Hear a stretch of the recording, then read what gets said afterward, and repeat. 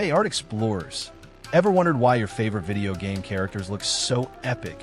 Or how those massive movie sets get their inspiration? It all traces back to the dawn of human creativity. Today, we're diving into early influences in art history, from way back in 15,000 BC all the way to 1500 AD. That's over 16,000 years of humans turning blank walls, stones, and canvases into mind-blowing masterpieces. Let's start at the very beginning.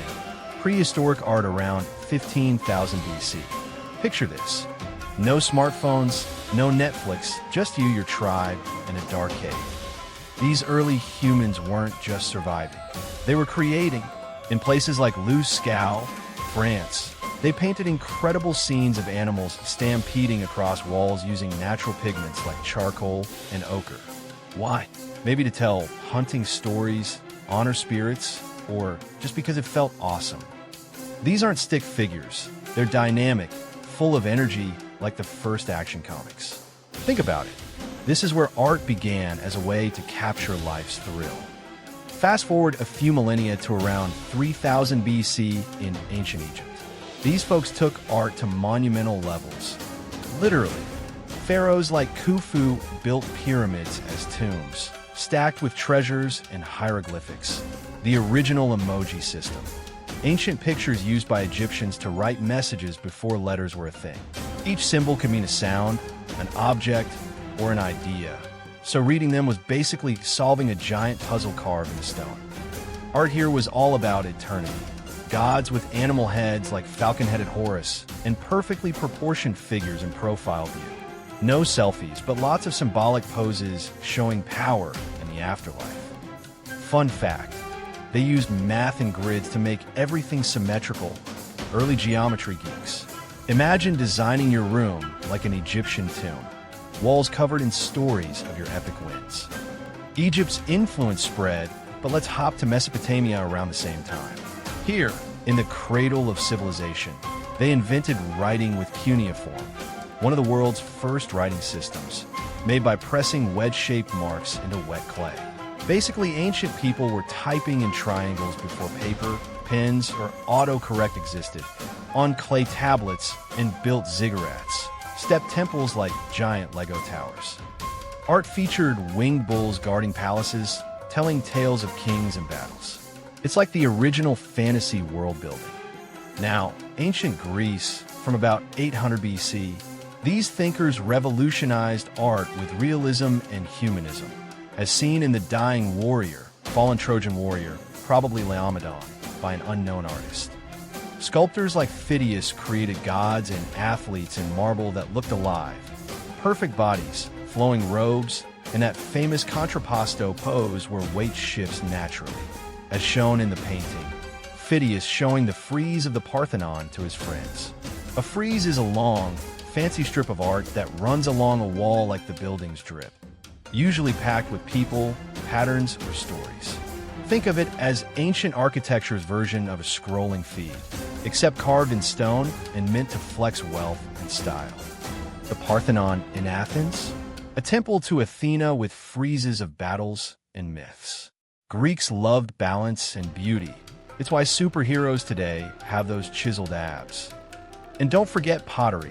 Black figure vases showed daily life and legends, like Hercules' labors. Art wasn't just decoration, it was philosophy in stone. Rome conquered Greece around 146 BC and leveled up their ideas. Romans were engineers at heart. Think aqueducts, ancient mega, water slide, a stone bridge built to carry fresh water across valleys and into cities before pipes were cool. Basically, the Romans said, hydration matters, and engineered it to last forever. And the Colosseum, ancient Rome's ultimate stadium, where massive crowds packed in to watch gladiators, wild animals, and dramatic showdowns. Think Super Bowl energy mixed with history class and way fewer safety rules. Their art? Realistic portraits of emperors with wrinkles and all, plus massive triumphal arches, a giant stone victory post, built to celebrate big wins, powerful leaders, or major we did that moments. Basically an ancient flex carved in stone, saying look what we accomplished. Mosaics, ancient pixel art. Pictures made by arranging tiny pieces of tile, glass, or stone to create colorful scenes on floors and walls. Proof that people were making masterpieces one tiny square at a time long before screens existed. And frescoes. Wall art done the hard way. Paintings made directly onto wet plaster, so the color soaks in and lasts for centuries. Basically, ancient artists said, no canvas, no problem, and painted straight on the wall like legends. Pompeii's preserved art gives us a snapshot. Vibrant colors, perspective tricks, early 3D effects.